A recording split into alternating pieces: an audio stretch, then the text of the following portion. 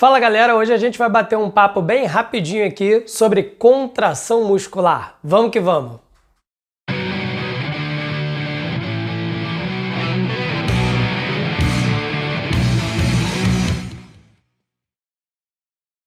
Galera, o assunto de hoje, como eu falei, é contração muscular. O que é um músculo? Um músculo é uma estrutura que pode diminuir de tamanho e aumentar de tamanho. Pode se contrair e pode relaxar voltando ao seu estado anterior. E é nessa contração e nesse relaxamento que o seu corpo ganha uma coisa incrível chamada de movimento. Essa movimentação só é possível graças a essa diminuição e aumento de tamanho dos músculos. Para que uma contração muscular de fato aconteça, é necessário uma série de etapas até chegarmos a ela.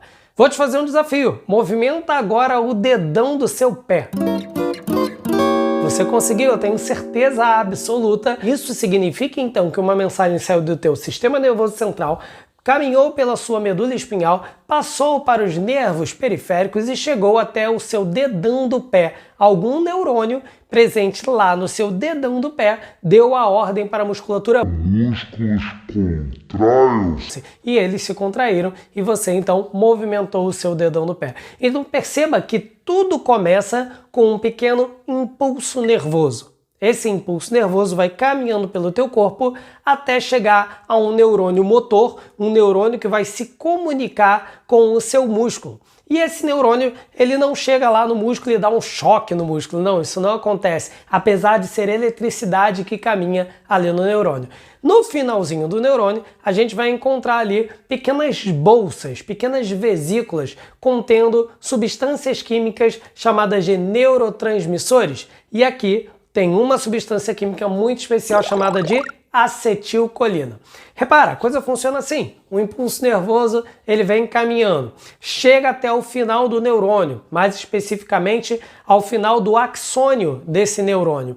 Esse axônio se comunica então com o músculo e essa região de comunicação entre um neurônio e o músculo é o que a gente chama de junção neuromuscular. Biologia é muito intuitiva, né? Neurônio, músculo, junção neuromuscular. Exato. Né? Mas é também chamado de placa motora. Também pode aparecer com esse nome. Ou até mesmo sinapse neuromuscular.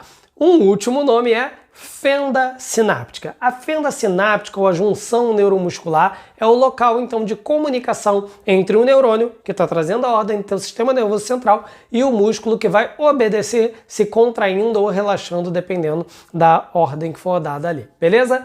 Muito bom. E como é que o neurônio se comunica com o músculo? Liberando nessa fenda sináptica um neurotransmissor, um mediador químico chamado de acetilcolina. A acetilcolina, uma vez na junção neuromuscular, vai se ligar a pequenos receptores da membrana da célula muscular. Quando a acetilcolina se liga nos receptores dessa célula muscular, ocorre uma despolarização de membrana que estimula então o retículo sarcoplasmático a liberar cálcio. Mário, que nome é esse? Retículo sarcoplasmático. Calma, lembra do retículo endoplasmático liso? Uma organela muito comum em todas as suas células? Pois bem, lá no músculo ele ganha um nome diferente. A gente chama lá de retículo sarcoplasmático. E qual é o papel do retículo sarcoplasmático? Ser um reservatório de cálcio. Quando a acetilcolina então se liga ao receptor, estimula o retículo sarcoplasmático a liberar cálcio sobre o citosol da célula, sobre ali o citoplasma da célula. E o que tem ali no citosol de interessante? É ali que a gente encontra as unidades contráteis do músculo, que nós chamamos de sarcômero. Então, cada músculo possui vários sarcômeros, e cada sarcômero é uma unidade contrátil. Esse sarcômero é formado basicamente por dois tipos de proteínas, actina e miosina. As actinas, que são chamadas também de filamentos finos, e as miosinas, que são chamadas de filamentos grossos. Qual é a ideia aqui? Repara que os filamentos de miosina têm umas cabeças, né? Umas pequenas cabecinhas. Essas cabeças da miosina devem se ligar à actina. E quando ocorre o estímulo para que haja contração muscular, as cabeças da miosina se movimentam puxando a actina como se fossem pequenos dentinhos de uma engrenagem. Nesse movimento, as actinas deslizam sobre os filamentos de miosina encurtando o sarcômero, logo encurtando também o músculo, ou seja, gerando ali uma contração do músculo, ok? Muito bom, voltando ao seu lugar original, com a movimentação novamente das cabeças de miosina, o músculo relaxa. Os filamentos de actina voltam à sua posição original e as cabeças de miosina se desligam da actina. Mas aí a gente tem um pequeno problema. Mário, como é que as cabeças de miosina se ligam aos filamentos de actina? Existe ali uma região de afinidade entre a cabeça da miosina e a actina. Mário, mas se tem afinidade, por que não fica ligado o tempo todo? Porque existe ainda um outro complexo formado por duas proteínas que tem um papel fundamental de impedir que a actina e a miosina fiquem se ligando o tempo todo e permitir que elas só se liguem quando realmente vai acontecer uma contração muscular. Esse complexo é chamado de complexo troponina-tropomiosina. Ele se interpõe entre a molécula de actina e a de miosina, impedindo então que elas se liguem. Mas, quando o retículo sarcoplasmático foi estimulado a liberar cálcio sobre o sarcômero, esse cálcio se liga ao complexo troponina-tropomiosina e movimenta este complexo. Ao movimentar esse complexo, o sítio de ligação da actina com a miosina é liberado, então ocorre a ligação entre essas duas proteínas. O cálcio também tem uma outra função muito especial. Pensa comigo, se a cabeça da miosina vai puxar o filamento de actina, haverá ali movimentação e se há movimentação, é provável que haja gasto de energia. E quando eu falo de gasto de energia, eu estou falando de gasto de ATP.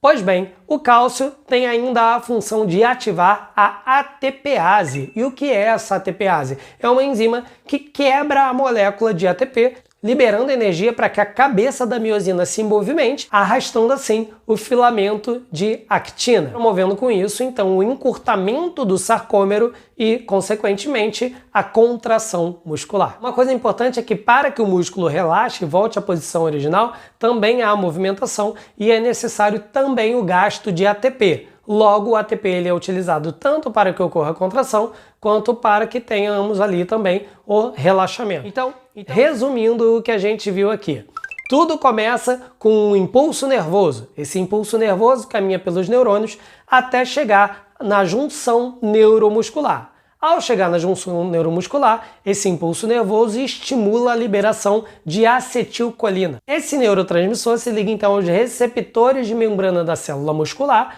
com isso gerando uma despolarização, o que estimula o retículo sarcoplasmático a liberar cálcio sobre o citosol. E lá no citosol nós encontramos os sarcômeros. O cálcio então se liga ao complexo troponina-tropomiosina, movimentando esse complexo e liberando o sítio de ligação da actina com a miosina, permitindo então que elas interajam.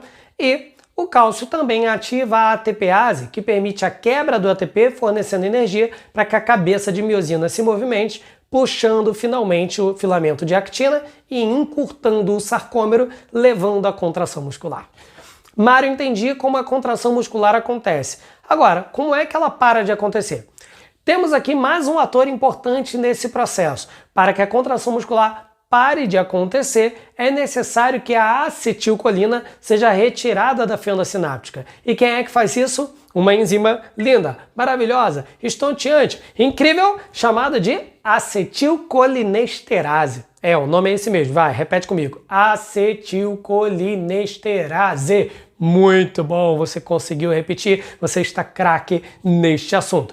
A acetilcolinesterase, então, retirando a acetilcolina da fenda sináptica, impede que novas contrações musculares aconteçam. Uma coisa que é interessante é que alguns medicamentos e alguns venenos podem interagir nesse processo. Vou te dar alguns exemplos. Você já deve ter ouvido falar do botulismo, uma doença muito interessante causada por uma bactéria, o Clostridium botulinum. Muito bom. Sua mãe já deve ter falado assim, menino, quando você for no mercado, vai lá comprar algum enlatado, vê se a lata está estufada. Se tiver estufada, não comprar. Por quê? Porque sua mãe, mestre da ciência, sabe que latas estufadas podem ter ali, por exemplo, o Clostridium botulinum, causador do botulismo. Bactéria fermentadora que produz gás carbônico e com isso a lata incha. Pois bem, enlatados e alimentos em conserva, como o palmito, podem ser alvo dessa bactéria. E se você se alimenta de algum desses alimentos, você corre o risco de ingerir então a toxina botulínica. A toxina botulínica, ela tem um papel muito interessante nas junções neuromusculares. Ela impede a liberação de acetilcolina. Se impede a liberação de acetilcolina, o que ela faz? Ela causa um relaxamento muscular muito intenso e aí com isso você pode inclusive chegar ao óbito. Uma coisa parecida acontece quando os índios brasileiros utilizam na ponta de suas flechas um veneno chamado de curare, extraído de uma plantinha. Calma, eles usam isso apenas para a caça de animais para sua alimentação. Eles colocavam este veneno, o curare, na ponta da flecha e então, vap! Acertava um animal que logo começava a ter paralisia muscular, inclusive paralisando a sua musculatura respiratória e cardíaca e morrendo. Além disso, existem medicamentos também que são relaxantes musculares para quem já sofreu de muitas dores musculares ou até mesmo outros problemas de contração muscular involuntária, como no Parkinson. Alguns medicamentos são utilizados. A atropina, por exemplo, é um medicamento que é um inibidor competitivo da acetilcolina. Então, quando ele está presente na fenda sináptica, a acetilcolina não consegue se ligar ao receptor da célula muscular e, com isso, a contração muscular não acontece. Pois bem, esses foram alguns exemplos interessantes de como esse processo ele pode ser trollado, ele pode ser modificado, ok?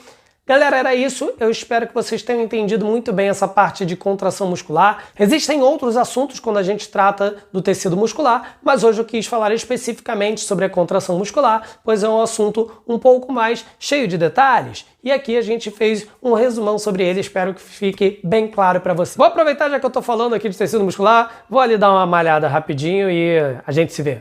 Valeu, galera! Tchau!